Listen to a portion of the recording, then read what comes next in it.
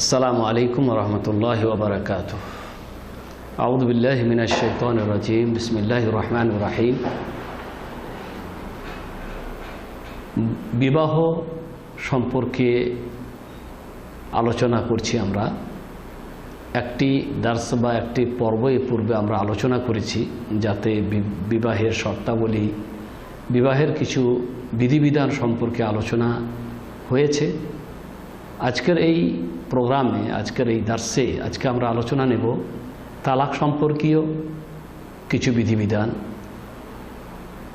যেহেতু তা বিবাহের সাথে সম্পর্ক রাখে। বলা হয়েছে তালাক এমন একটা জিনিস যা খুব পছন্দনীয় না, মানে তালাক খুব ভালো জিনিস নয়, কিন্তু যেহেতু কখনো কখনো এর অতীব প্রয়োজন হয়ে যেতে পারে, স্বামীর স্ত্রীর সাথে থাকা কঠিন হয়ে যায়, কিংবা স্ত্রীর স্বামীর সাথে থাকা কঠিন হয়ে যায়, আপোষে একে অপরের সাথে থাকা তাদের কঠিন হয়ে যেতে পারে, সম্ভব হয় না।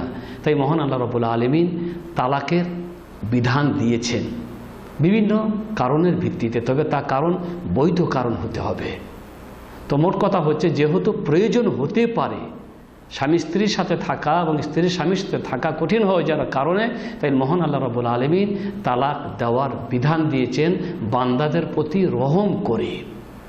তাই যদি এর প্রয়োজন পড়ে, স্বামী যদি তার স্ত্রীকে তালাক দেয়, তালাক দেওয়ার দরকার মনে করে, তাহলে তাকে কিছু জিনিসের খেয়াল রাখতে হবে।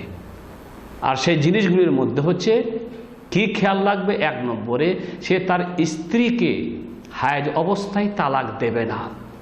যদি হায়েজ অবস্থায় তালাক দেয়, তাহলে সে আল্লাহ এবং আল্লাহর রাসূলের অবাধ্যতাকারী বা অবাধ্য জন বলে গণ্য হবে এবং একজন হারাম কাজকারী হিসাবে গণ্য হবে, এবং তার উপরে ওয়াজিব হবে যে সে মোরাজা করে নেবে, মানে এই তালাককে উইথড্র বা ফিরিয়ে নেবে এবং অপেক্ষা করবে স্ত্রীর পবিত্র হওয়া পর্যন্ত। তারপরে স্ত্রী পবিত্র হয়ে গেলে সে তাকে তালাক দিতে পারবে। তবে উত্তম হচ্ছে দ্বিতীয় হায়েজ পর্যন্ত তাকে ছেড়ে দেওয়া। তারপরে যখন সে আবার দ্বিতীয় হায়েজের পরে পবিত্র হয়ে যাবে, সে চাইলে স্ত্রীকে রাখতে পারবে আর চাইলে তাকে তালাক দিতে পারবে। দুই নম্বরে, এমন পবিত্র অবস্থায়, মানে স্ত্রী পবিত্র অবস্থায় আছে, কিন্তু সেই পবিত্র অবস্থায় স্ত্রীর সাথে সে সহবাস করেছে, এরকম পবিত্র অবস্থায় সে ততক্ষণ পর্যন্ত স্ত্রীকে তালাক দেবে না যতক্ষণ না তার গর্ভধারণ স্পষ্ট হয়ে গেছে, মানে এই মিলনে সে গর্ভবতী হয়েছে কি হয়নি এটা স্পষ্ট না হওয়া পর্যন্ত সে স্ত্রীকে তালাক দেবে না। সে যখন স্ত্রীকে তালাক দেবে, তখন তার হায়েজ থেকে পবিত্র হয়ে যাবার অপেক্ষা করবে, যদিও সেটা অনেক লম্বা সময় হয়ে যায়। অনেক লম্বা সময়ও হয়ে যেতে পারে, অনেক সময় অনেক লম্বা হয়ে যেতেও পারে। যখন সে তালাক দেবে, তার জন্য উত্তম হবে যে সে অপেক্ষা করবে গর্ভ হয়েছে কি না সেটা সম্পূর্ণভাবে জেনে নেওয়া পর্যন্ত। আশা করি বুঝতে পারলেন কথাটা সংক্ষিপ্ত আকারে ঠিক এইভাবে, যে স্বামী তার স্ত্রীকে ওই অবস্থায় তালাক দেবে না যে পবিত্র অবস্থায় সে তার স্ত্রীর সাথে কি করেছে, সহবাস করেছে। যতক্ষণ না তার কাছে স্পষ্ট হয়ে যাবে, তাকে ছেড়ে রাখবে, তালাক দেওয়ার জন্য ছেড়ে রাখবে ততদিন পর্যন্ত, যতদিন না স্পষ্ট হয়ে গেছে যে সে গর্ভবতী আছে না নেই। তালাক দেওয়ার পরে কি কি পালনীয় হয়? তোমার কথা হচ্ছে, তালাক দেওয়ার পরে কিছু জিনিস আছে যা স্বামী স্ত্রীকে পালন করতে হয়। স্ত্রীকে পালন করতে হয় তালাক দেওয়ার পরে কিছু বিধিবিধান আছে। এক নম্বরে, ওজুবুল ইদ্দাহ। যখন কোনো নারীকে তালাক দেওয়া হবে, তখন তাকে ইদ্যত পালন করতে হবে। যদি স্বামী স্ত্রীর মধ্যে সম্পর্ক প্রতিষ্ঠিত হয়, তাহলে ইদ্যত পালন করবে। আর যদি প্রতিষ্ঠিত স্বামী স্ত্রীর সাথে ইদ্যত, মানে সম্পর্ক প্রতিষ্ঠিত হওয়ার আগেই তালাক হয়ে যায়, তাহলে তার কোনো ইদ্যত নেই, তাকে কোনো ইদ্যত পালন করতে হবে না। আর ইদ্যত মানে হচ্ছে 3 বার হায়েদ আসা পর্যন্ত অপেক্ষা করা, যদি হায়েদওয়ালি হয়, মানে এমন মহিলা যার যে সাবালিকা যার হায়েদ আসে। আর যদি হায়েদ আসে না এরকম মহিলা হয় তাহলে 3 মাস পর্যন্ত সে কী করবে? অপেক্ষা করবে। তারপরে কিন্তু যদি গর্ভবতী হয় তাকে তালাক দেবে। কখন? তার ইদ্যত কখন হবে? তালাক দেওয়ার পরে। গর্ভবতী মহিলাকে যদি তালাক দেয় তাহলে তার ইদ্যত হচ্ছে যে গর্ভ না, মানে প্রসব না হওয়া পর্যন্ত। সে ওই মহিলা ইদ্যত পালন করবে ততদিন পর্যন্ত যতদিন না তার প্রসব হয়ে গেছে। প্রসব হয়ে যাওয়ার পরে তার ইদ্যত শেষ হয়ে যাবে, তাকে আর কোনো ইদ্যত পালন করতে হবে না। অনেক সময় এমনও হতে পারে আজকে তালাক দিয়েছে আর 4 দিন পরে তার প্রসব হয়ে গেছে, তাহলে তার ইদ্যত শেষ হয়ে গেল। আবার অনেকও হতে পারে যে তাকে অনেক লম্বা সময় পর্যন্ত, হয়তো কয়েক মাস পর্যন্ত তাকে ইদ্যত পালন করতে হচ্ছে। তবে এই যে ইদ্যত পালনের যে বিধি দিয়েছে শরীয়ত, তার কারণ কি? তার কারণ হচ্ছে স্বামী স্ত্রীকে সুযোগ দেওয়া, যাতে করে তারা ভুল বুঝে একে অপরকে আবার ফিরিয়ে নিতে পারে, বা স্বামী স্ত্রীকে ফিরিয়ে নিতে পারে।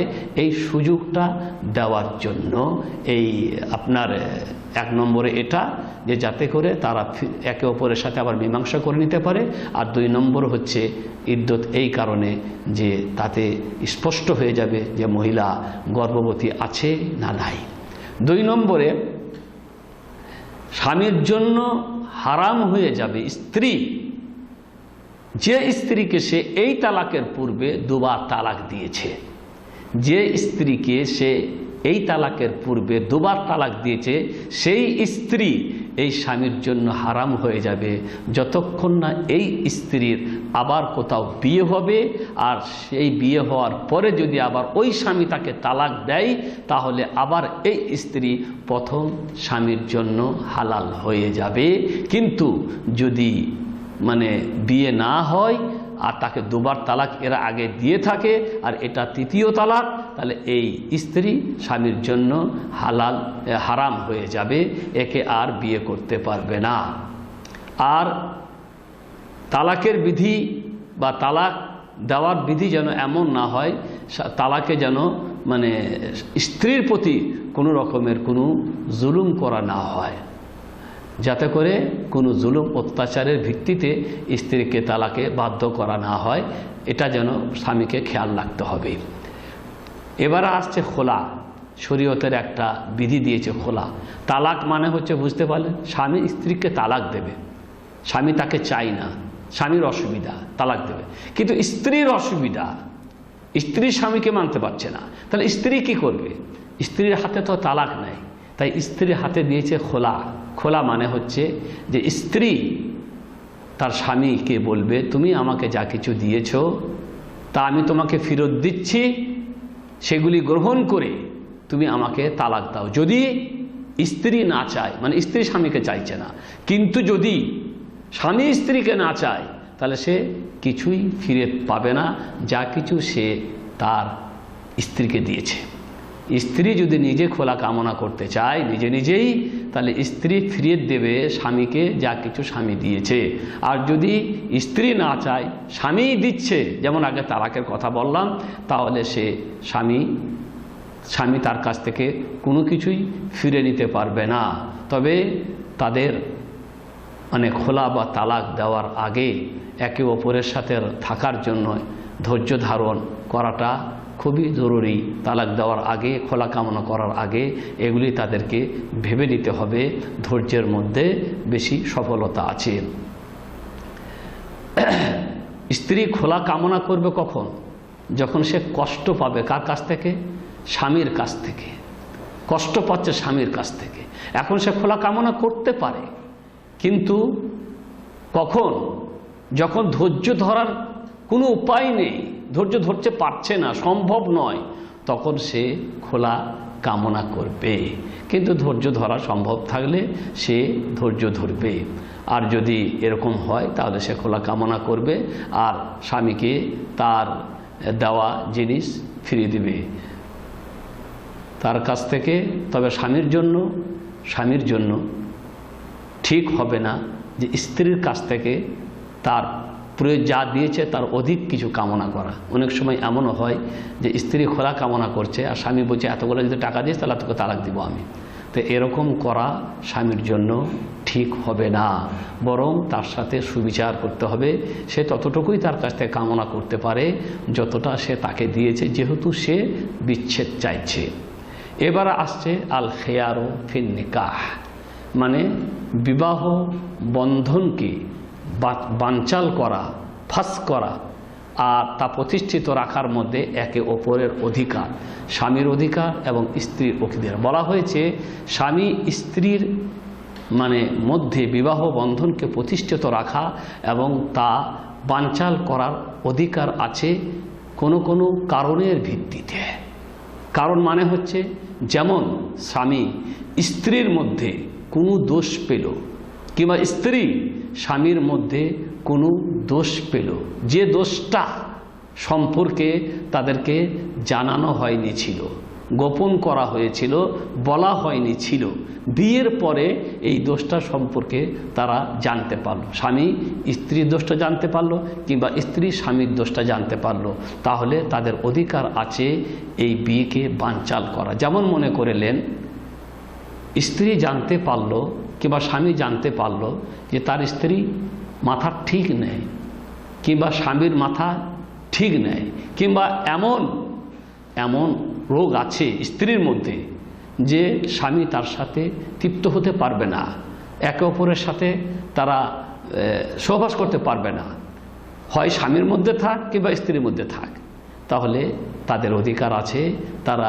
এই বিবাহ বানচাল ঘোষণা করবে। এখন দোষটা যদি স্ত্রীর মধ্যে থাকে তাহলে তাকে মোহর ফিরে দিতে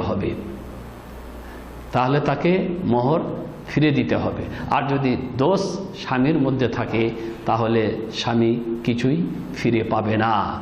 যদি দোষ স্বামীর মধ্যে থাকে তাহলে সে কিছুই ফিরে পাবে না, আর যদি দোষটা স্ত্রীর মধ্যে থাকে তাহলে তাকে মোহর ফিরে দিতে হবে। 2 নম্বর হচ্ছে যে মোহর দিতে পারছে না, স্বামী স্ত্রীকে মোহর দিতে পারছে না, তাহলে সে বানচাল বা এই নিকাহকে ফাঁস করতে পারে, কিন্তু এটা যদি বৈবাহিক সম্পর্ক প্রতিষ্ঠিত হওয়ার পর হয় তাহলে এই হকটা থাকবে না। আর যদি বৈবাহিক সম্পর্ক প্রতিষ্ঠিত হওয়ার আগেই এরকম হয় যে সে স্ত্রীকে মোহর দিতে পারবে না, তাহলে স্ত্রী সে এই নিকাহ বানচাল ঘোষণা বা এটা ফাঁস কামনা করতে পারবে। 3 নম্বরে স্বামী স্ত্রীর ব্যয়ভার বহন করতে পারছে না, তাহলে স্ত্রী প্রথমত অপেক্ষা করবে ততদিন পর্যন্ত যতদিন পর্যন্ত স্বামীর সুঅবস্থা ফিরে না আসে। তারপরে যদি এরকম অবস্থা ফিরে না আসে তাহলে সে বিচারকের মাধ্যমে এটা কামনা করতে পারবে যে আমার স্বামী যেহেতু আমার ব্যয়ভার বহন করতে পারছে না, অতএব আমাদের মাঝে বিচ্ছেদ করে দেওয়া হোক, এটা বিচারকের মাধ্যমে সে করতে পারবে। 4 নম্বরে যদি স্বামী অদৃশ্য হয়ে যায়, গায়েব হয়ে গেছে, কোথায় গেছে জানে না, কাউকে বলেও যায় না যে তার খরচ খরচা কেউ দেবে, কাউকে ওসিয়ত করেও যায়নি, সে কোথায় আছে তাও জানে না, এরকম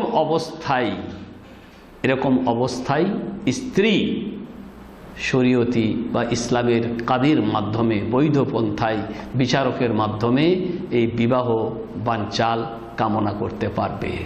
স্বামী চলে গেছে কোথায় পাত্তা নেই, তার খরচ করার কিছু নেই, কেউ খরচ করবে তার হয়ে এমনও কেউ নাই, কাউকে সে বলে যায়নি, এমনও নয় সে কারো কাছ থেকে কত ঋণ টিন করবে যা এসে হয়তো স্বামী শোধ করবে, কিচ্ছু নেই, কোথায় গেছে স্বামী পাত্তা নেই, তাহলে সে বিচারকের কাছে যাবে, কোর্টে আদালতে যাবে এবং এই ব্যাপারটা জানাবে এবং সে ফাস্ক বা নিকাহ বানচাল ঘোষণা বা কামনা করবে। এবারে আসছে আমরা অমুসলিম মেয়েদেরকে বিবাহ করা যায় কি যায় না। তো কোনো অমুসলিম মেয়ে যারা মূর্তি পূজক তাদেরকে বিবাহ করা জায়েজ নয় বা হারাম, কিন্তু যদি অমুসলিম কিতাবধারী হয়, মানে খ্রিস্টান বা ইহুদি হয়, এরকম অমুসলিম মেয়েকে বিয়ে করা যাবে। অমুসলিম মেয়েকে বিয়ে করা যাবে, ছেলেরা বিয়ে করতে পারবে। কিন্তু মুসলিম মেয়ে কোনো খ্রিস্টান বা ইহুদি ছেলেকে বিবাহ করতে পারবে না। কোনো অমুসলিম মহিলা যদি ইসলাম গ্রহণ করে, তাহলে সে তার অমুসলিম স্বামীর সাথে থাকতে পারবে না ততক্ষণ পর্যন্ত যতক্ষণ না সে ইসলাম গ্রহণ করছে। যদি সে ইসলাম গ্রহণ করে নেয় তাহলে সে থাকতে পারবে, তাতে কোনো সমস্যা হবে না।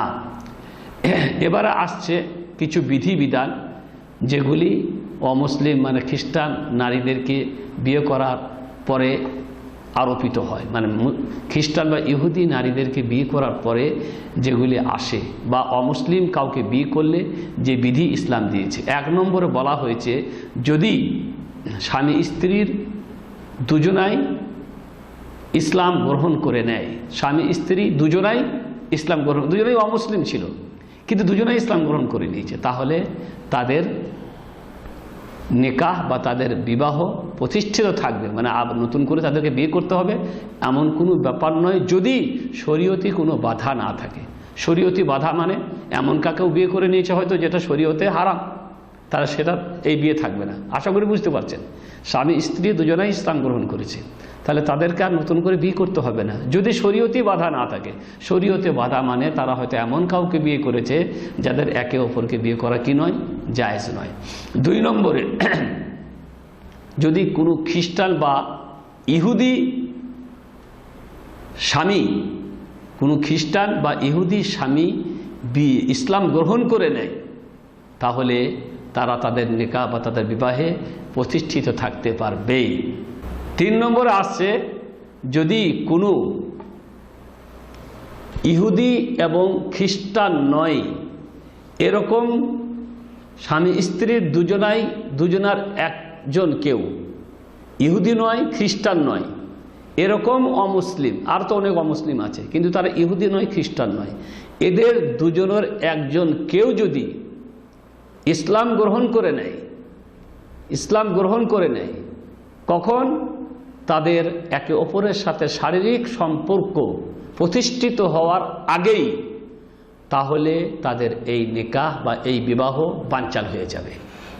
যদি এমন স্বামী স্ত্রী যারা ইহুদি নয় খ্রিস্টান নয় অন্য কোনো ধর্মের, তাদের একজন কেউ যদি ইসলাম গ্রহণ করে নেয় আর তাদের মধ্যে যদি শারীরিক সম্পর্ক প্রতিষ্ঠিত না হয়ে থাকে, তাহলে তাদের এই বিয়ে বানচাল হয়ে যাবে।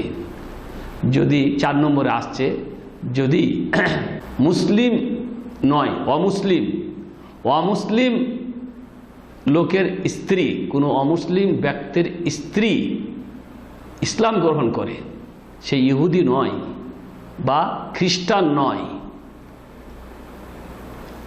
শারীরিক সম্পর্ক প্রতিষ্ঠিত হওয়ার পূর্বে, তাহলে তাদের এই বিয়ে বানচাল হয়ে যাবে। কারণ হচ্ছে মুসলমান নারীর বিয়ে কাফেরের সাথে জায়েজ নয়। আশা করি বুঝতে পারলেন যে কোনো অমুসলিমের স্ত্রী যদি ইসলাম গ্রহণ করে নেয় এবং তাদের মধ্যে শারীরিক সম্পর্ক যদি প্রতিষ্ঠিত না হয়ে থাকে, তাহলে এই বিয়েটা বানচাল হয়ে যাবে। কারণ মুসলিমের বিয়ে, মুসলিম মহিলার বিয়ে অমুসলিমের সাথে জায়েজ নয়। 5 নম্বরে, যদি কোনো কাফেরের স্ত্রী, অমুসলিমের স্ত্রী, যদি কোনো অমুসলিমের স্ত্রী ইসলাম গ্রহণ করে বিবাহের পর, বৈবাহিক সম্পর্কের পর, মানে সহবাসের পর কিংবা একে অপরের সাথে সম্পর্ক হয়েছে, তারা অমুসলিম ব্যক্তি তার স্ত্রী ইসলাম গ্রহণ করে নিয়েছে, কখন? তাদের আপোষে শারীরিক সম্পর্ক প্রতিষ্ঠিত হওয়ার পরে, তাহলে ব্যাপারটা আপনার স্থগিত থাকবে। কতদিন পর্যন্ত? ইদ্যত পালন হওয়া পর্যন্ত। ইদ্যত পালন হয়ে গেলে, ইদ্যতের সময় শেষ হয়ে গেলে তাদের এই নিকাহ বানচাল হয়ে যাবে, যদি স্বামী ইসলাম গ্রহণ না করে। আশা করি বুঝতে পারছেন। স্বামী অমুসলিম, স্ত্রী অমুসলিম, স্ত্রী ইসলাম গ্রহণ করে নিয়েছে। কখন ইসলাম গ্রহণ করলো? স্বামী স্ত্রীর সাথে সম্পর্ক প্রতিষ্ঠিত হওয়ার পরেই। তাহলে তাকে অপেক্ষা করতে হবে তার ইদ্যত পর্যন্ত। ইদ্যত শেষ হয়ে যাওয়ার পরে তার বিয়েটা বাতিল হয়ে যাবে। কিন্তু যদি এর মধ্যে আবার ইসলাম তার স্বামী গ্রহণ করে নেয়, তাহলে তাদের বিয়ে প্রতিষ্ঠিত থাকবে। তবে তার অপেক্ষা করা না করা এটা তার ব্যাপার। আর এর মধ্যে স্ত্রীর কোনো অধিকারও থাকবে না, এবং স্বামীরও স্ত্রীর ওপরে কোনো কর্তৃত্ব থাকবে না। স্বামীরও স্ত্রীর ওপরে কোনো কর্তৃত্ব থাকবে না, আর স্ত্রীরও স্বামীর ওপরে কোনো অধিকার থাকবে না। তারপরে যদি মনে করলেন দুজনে ইসলাম গ্রহণ করে নিয়েছে, তাহলে তাদের বিয়ে প্রতিষ্ঠিত থাকবে, তাদের বিয়ে আর নতুন করে করারও কোনো দরকার হবে না। 6 নম্বর হচ্ছে যে কোনো মেয়ে বা কারো স্ত্রী যদি মুরতাদ হয়ে যায়, বৈবাহিক সম্পর্ক প্রতিষ্ঠিত হওয়ার আগেই, তাহলে তাদের বিয়ে বানচাল হয়ে যাবে এবং তার কোনো মোহরও থাকবে না, মানে এই মেয়ে কোনো মোহরও পাবে না। কিন্তু যদি স্বামী মুরতাদ হয়ে যায়, মেয়ে ঠিকই আছে, মুসলিমই আছে, কিন্তু তার স্বামী মুরতাদ হয়ে গেছে, তাহলে বিয়ে বানচাল হয়ে যাবে, কিন্তু তাকে অর্ধেক মোহর লাগবে। আশা করি বুঝতে পারলেন। স্ত্রী মুরতাদ হয়ে গেছিল, বৈবাহিক সম্পর্ক প্রতিষ্ঠিত হওয়ার আগেই বিবাহ বানচাল হয়ে গেল এবং সে কোনো মোহরও পাবে না। কিন্তু স্বামী মুরতাদ হয়েছে, বৈবাহিক সম্পর্ক প্রতিষ্ঠিত হওয়ার আগে বিবাহ বানচাল হয়ে যাবে, কিন্তু তাকে অর্ধেক মোহর দিতে হবে, অর্ধেক মোহর তাকে দিতে হবে। এরপরে আসছে যে মুরতাদ হয়ে যাওয়ার পরে এদের দুজনে যারা মুরতাদ হয়ে গেছিল, এরা যদি আবার আরেকজনের মুরতাদ হওয়ার আগেই ইসলামে ফিরে আসে, তাহলে তাদের বৈবাহিক সম্পর্ক প্রতিষ্ঠিত থাকবে, মানে তাদেরকে আর নতুন করে বিয়ে করতে হবে না। এবারে আমরা আসছি যে ইহুদি এবং খ্রিস্টান মেয়েদের বিয়ে করা আমাদের জন্য বৈধ করা হয়েছে, কিন্তু বৈধ করার মধ্যে কোনো ক্ষতি বা তাদেরকে বিয়ে করার মধ্যে আমাদের কোনো অসুবিধা আছে না নাই? তো বলা হয়েছে মহান আল্লাহ রাব্বুল আলামিন বিবাহ সম্পর্ক বা বৈবাহিক সম্পর্ক যে করেছেন, এটা শুধু এই জন্য যাতে করে স্বামী বা একে অপর থেকে তৃপ্তি গ্রহণ করা হয়, আর একটি মুসলিম সুন্দর সুষ্ঠু সমাজ প্রতিষ্ঠিত হয়, এবং এমন একটা উম্মতের আবির্ভাব ঘটে যাদের মুখ থেকে উচ্চারিত হবে লা ইলাহা ইল্লাল্লাহ মুহাম্মাদুর রাসূলুল্লাহ। আর এই উদ্দেশ্যটা তখনই সফল হবে যখন কোনো দিনদার ধার্মিক মহিলাকে বিয়ে করা হবে। বুঝতে পারলেন যে ইহুদি এবং খ্রিস্টান মেয়েকে বিয়ে করা যায়, ঠিকই আছে, কিন্তু প্রথমত আমাদেরকে দেখতে হবে যে বিয়ের উদ্দেশ্যটা কি। বিয়ের উদ্দেশ্য শুধু একে অপরের সাথে তৃপ্তি গ্রহণ করা না, বরং সেই সাথে সাথে একটি মুসলিম উম্মাহ এবং একটি সুন্দর সুষ্ঠু সমাজ গঠন, এমন উম্মতের আবির্ভাব যে উম্মত বলবে লা ইলাহা ইল্লাল্লাহ মুহাম্মাদুর রাসূলুল্লাহ। আর এটা তখনই সম্ভব হবে যখন কোনো ধার্মিক মুসলিম দিনদার নারীকে বিয়ে করা হবে, চারিত্রিক দিক দিয়ে সুন্দর হবে, নৈতিকতার দিক দিয়ে সুন্দর হবে, সব দিক দিয়ে যে সুন্দর হবে, তখনই এরকম উদ্দেশ্যটা সফল হবে, তা না হলে এই উদ্দেশ্য সফল হবে না। এবারে আসছে যে অমুসলিম নারী যারা, তাদেরকে বিয়ে করলে, মানে খ্রিস্টান অমুসলিম নারী যারা, তাদেরকে আমরা বিয়ে করলে আমাদের কি কি হতে পারে? তা বলা হচ্ছে 1 নম্বরে এমনও হতে পারে যে স্বামীর ব্যক্তিত্ব সবল, মানে স্বামী খুব সবল।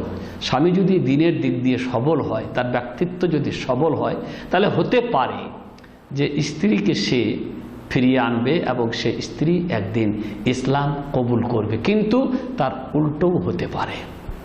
এটা হচ্ছে পরিবারের জন্য, মানে এটা পরিবারের ভিতরের কথা। একটা হচ্ছে পারিবারিক ক্ষতি আর একটা হচ্ছে সামাজিক ক্ষতি। পারিবারিক ক্ষতি হচ্ছে, মানে পারিবারিক ব্যাপারটা হচ্ছে যে যদি স্বামী সবল হয়, দিনদার হয়, স্ত্রীকে বোঝাবার মতন তার শক্তি সামর্থ্য থাকে, তাহলে হতে পারে সে স্ত্রীকে বুঝিয়ে ইসলামে ফিরিয়ে আনবে। আবার এমনও হতে পারে স্বামী দুর্বল আর স্ত্রী সবল, তখন স্ত্রী স্বামীর কোনো কথা শুনবে না, বরং সেই স্বামীর ওপরে কর্তৃত্ব করবে। এবং অনেক বড় বিপদ এমনও হতে পারে যে সে স্ত্রী তার সন্তানদেরকে নিয়ে গির্জায় যাবে এবং ইহুদি বা খ্রিস্টানদের যে কার্যকলাপ, সেই কার্যকলাপের উপরে এই সন্তানদের লালন পালন হবে। তাহলে এটা যে কত বড় ক্ষতি তা আশা করি আমরা সবাই বুঝতে পারছি যে এতে কত বড় ক্ষতি হবে। এটা হচ্ছে পারিবারিক ক্ষতি। আর সামাজিক ক্ষতি হচ্ছে যে এই অমুসলিম খ্রিস্টান ইহুদি নারীরা যদি মুসলিম সমাজে থাকে, তাহলে আমাদের চিন্তাধারায়, যাকে বলে চিন্তাধারার ওপরে আক্রমণ, চিন্তাধারার ওপরে আক্রমণ করবে এবং মুসলিমদের গোপনীয় তথ্য ইহুদি এবং খ্রিস্টানদের কাছে পৌঁছিয়ে দেওয়ার তারা কাজ করবে, দূতের কাজ করবে। এবং আমাদের সমাজে এমন অবৈধ অশ্লীল কার্যকলাপ, এমন অশ্লীল অবৈধ কার্যকলাপের প্রচার প্রসার হবে, যে সমস্ত অবৈধ কার্যকলাপ ইহুদি এবং খ্রিস্টান ধর্মে জায়েজ। শরাব পান করা বলেন, আরও কিছু বলেন, তারপরে মানে অর্ধলগ্ন যাকে বলে, পোশাক পরার সত্ত্বেও পোশাক নেই, আরও অন্যান্য ইসলাম বিরোধী অনেক ইসলাম বিরোধী চারিত্রিক এমন কার্যকলাপ তারা সমাজে করবে, যা আমরা হয়তো আর বাধা দিতে পারবো না, কারণ তারা আমাদেরই স্ত্রী। তো তাদের জন্য সামাজিকও ক্ষতি তাদেরকে বিয়ে করলে, এবং পারিবারিকও ক্ষতি আমাদের আছে। তাদেরকে বিয়ে করার আগে এই ক্ষতিগুলি আমাদেরকে চিন্তা করতে হবে। আল্লাহ আমাদের তৌফিক দান করুন। আসসালামু আলাইকুম ওয়া রাহমাতুল্লাহি ওয়া বারাকাতুহু।